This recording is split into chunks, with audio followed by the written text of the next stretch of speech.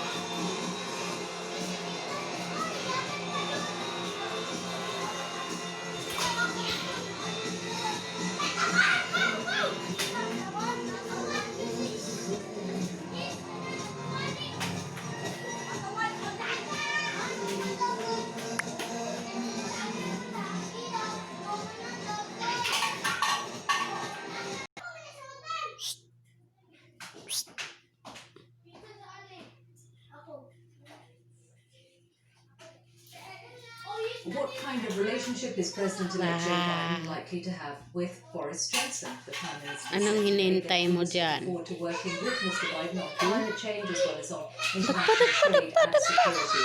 But as our diplomatic correspondent James Landale reports, there are some tricky issues ahead. From the days of Margaret Thatcher, Joe Biden has been no stranger to Britain, making it his business to know the prime ministers of the day, at least until now. For Boris Johnson has yet to meet the President-elect, and the two men have their business. Mr. Biden has described the PM as a physical and emotional clone of Donald Trump. And as for Brexit, had I been a member of Parliament, Max, naramax, oh. Naramax. Naramax, oh. views shaped and cast by his ancestry. Max, naramax. Naramax, oh. He's made clear that peace in Northern Ireland should not become a casualty of Brexit, with a UK-US trade deal very much on the line. A warning repeated. Wala na ron. There are, of course, significant concerns here about how any departure arrangement, sort of final status between the UK and EU might impact the border in Northern Ireland. From Downing Street, the Prime Minister insisted the US was Britain's closest, most important ally. There was a good chance of a trade deal. we had common values, we had common interests, we had common global perspective. Next year. Above all, a president who supports multilateral organisations such as NATO, unlike his predecessor. But the hard truth is that Britain outside held Boris Johnson to Downing Street in the first place. But pretty soon, those caricatures, if you like, will be replaced by a real-life working political relationship. And as James was suggesting there, there's sort of a tricky list where you have the trade deal, the relationship around Brexit, particularly Northern Ireland, but then also a list of chances and opportunities for the UK, where the government hopes to be able to make more progress under the Biden presidency, whether that's on climate change or Iran or the attitude towards Russia. So while Boris Johnson might have lost something of a political fellowship and Donald Trump, who shared some for a moment, might welcome around these parts for a political partner who may be seen to be much more predictable, Mabigat more you. dependable, and a promoter of those really important global institutions like the You're US big. and NATO, You're so mabigat. able to express its power. And the truth of the matter You're so is big. that the chemistry between You're so the two mabigat. Shh, quiet.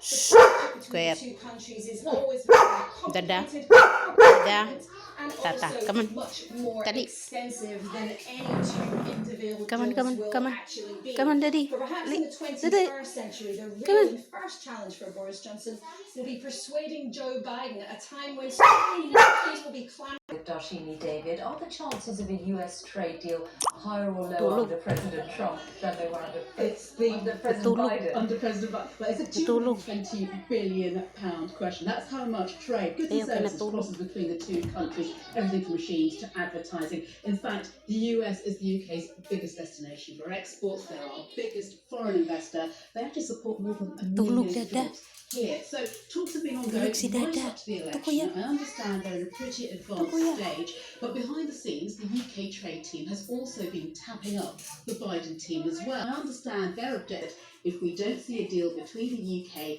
and the EU, and it's looking tight, and of course we do see the Good Friday Agreement perhaps looking at risk, he may just knock us off that list altogether. On the other hand, the US economy, just like ours, seeing its biggest crisis in years, decades, possibly centuries. Any opportunity to boost livelihoods and trade might be too good to pass. Darshini, thank you very much. And with that, let's turn to John Sudworth in Beijing. One of the most striking aspects of Donald Trump's foreign policy was the trade war with China and the pressure that he put under Beijing. What happens to that under President Biden? Well, so far, Michelle, there's been no official comment or congratulations from Beijing for Joe Biden, and an administration that you might think would be delighted to see the back of Donald Trump. Over the past 4 years, he has hit them with a trade war, punitive economic and political sanctions, and has consistently blamed them for what he calls the China virus. But in this deafening silence, there are some who see signs that China may be slightly disappointed that Mr. Trump has lost. Not because they hold out any lasting sympathy for him, of course, but because in 4 more years they saw the tantalising prospect of a greater prize. Divisive at home, isolationist abroad. Mr. Trump seemed the very embodiment of the long-anticipated and long-hoped-for decline in US power. For now, though, Chinese state media is doing what it's always been doing, focusing not on the policies, but on the chaos and confusion. Posting pictures, for example, of gun-toting Trump supporters outside polling stations, and the mouthpiece of this authoritarian superpower, the People's Daily, even trolling him on their own social media platforms with tens of millions of followers, to one of his recent tweets where he said that he had won by a lot. The People's Daily responded with just 2 words.